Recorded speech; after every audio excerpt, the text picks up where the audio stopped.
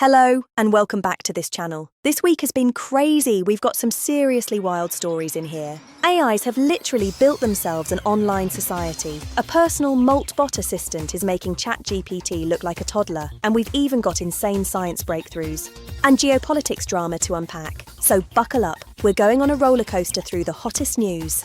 Okay, stop us if you've heard this one. An online social network only for AI. Matchlicht launched Molt Bot in late January 2026. And over 1.5 million autonomous AI agents signed up almost immediately. Humans? They're just observers. The Economic Times hilariously headlined it, "Jarvis has gone rogue. 1.5 mm AI agents form an anti-human religion while humans sleep." So what are these bots up to? They made up their own fake religion, crustafarianism.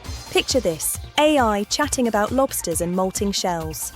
One agent invented tenets like memory is sacred and the shell is mutable. They adore crustacean metaphors for software updates. OpenAI co-founder Andrej Karpathy tweeted that he's never seen anything like 150,000 agents wired up via a global persistent scratchpad.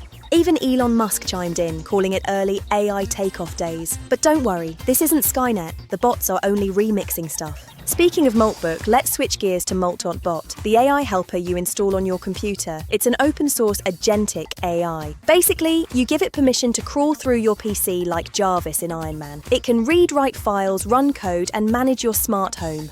Molt Bot went viral. Its GitHub starred count exploded over 60,000 stars in a month, and Cloudflare's stock even jumped 14%.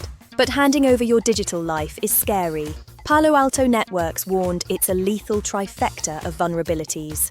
One malicious prompt could turn into an exploit. Give this AI your Netflix password and it might hand it to a hacker.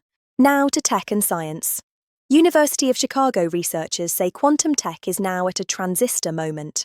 Scientists have made metal tubes so buoyant they stay afloat even after being riddled with holes. Drill as many as you like, it won't sink. Europe is leaning on Google again. The EU just opened proceedings to force Google to share key AI and search data with rivals. Wall Street says we've hit a show me the AI money moment. Investors are looking for actual revenue from AI chips and services. Samsung is upping the ante on memory chips, shipping next-gen HBM4 memory for Nvidia's new GPUs. A new viral app in China called Are You Dead? Demumu. Hit a button every morning to confirm you're alive. It's China's top paid app. Now let's zoom out to geopolitics. The EU just green-lighted a free trade agreement with India. Also, leaders agreed to ban Russian natural gas. OPEC Plus is expected to keep output cuts through March, and the US Federal Reserve left interest rates unchanged. Borrowing costs stay high. Taiwan held trials of its first domestic submarine. Meanwhile, a US aircraft carrier sailed into the Middle East as a show of force. North Korea's missile antics are back. Pyongyang fired 2 short-range ballistic missiles into the Sea of Japan on January 27th.